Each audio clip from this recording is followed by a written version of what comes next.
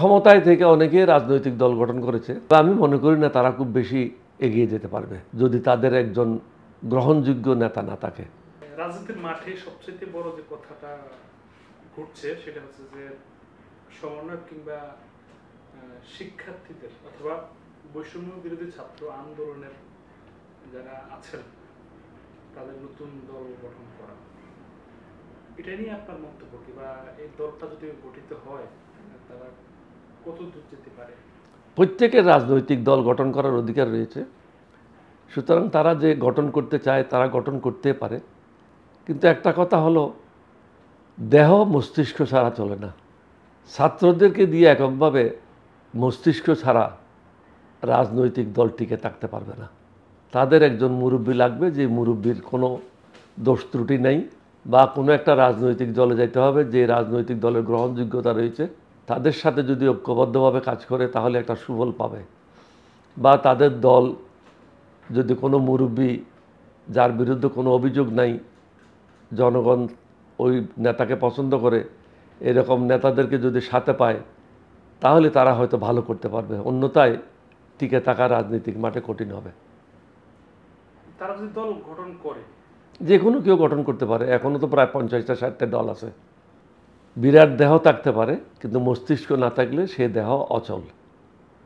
এখানে একজন মুরব্বী লাগবে, যে মুরব্বীর গ্রহণযোগ্যতা জনগণের মধ্যে রয়েছে। শুধু ছাত্ররা রাজনীতি করে একটা বিরাট কিছু করে ফেলবে এই পর্যায়ে আমি সেটা মনে করি না।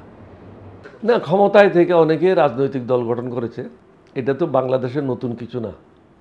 অনেকেই ক্ষমতা গ্রহণ করার পর রাজনৈতিক দল গঠন করেছে, বাংলাদেশে এই ধরনের ইতিহাস তো আছে। সুতরাং এগুলি নিয়ে আমি খুব একটা বেশি বাড়াবাড়ি করতে চাই না। তবে আমি মনে করি না তারা খুব বেশি এগিয়ে যেতে পারবে যদি তাদের একজন গ্রহণযোগ্য নেতা না থাকে।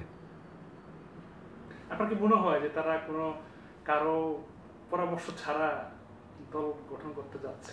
আমি আপনাকে আরও স্পষ্ট করে বলতে চাই, আপনার কাছে 10 লক্ষ সৈনিক আছে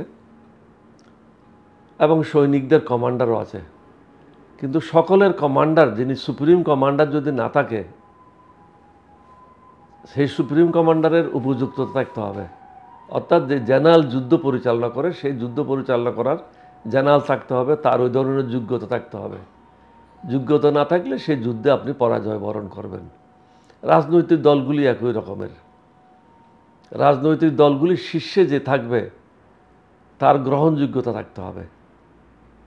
শুধু শিক্ষাগত যোগ্যতা থাকতে হলে হবে না, তার গ্রহণযোগ্যতা থাকতে হবে, তার দক্ষতা থাকতে হবে, তার রাজনৈতিক প্রজ্ঞা থাকতে হবে, প্রশাসনিক অভিজ্ঞতা থাকতে হবে, তার ব্যক্তিগত সততা থাকতে হবে, এবং দুর্নীতিমুক্ত হতে হবে। দুর্নীতি বহু ধরনের আছে, শুধু টাকা খাইলাম এটা দুর্নীতি নয়।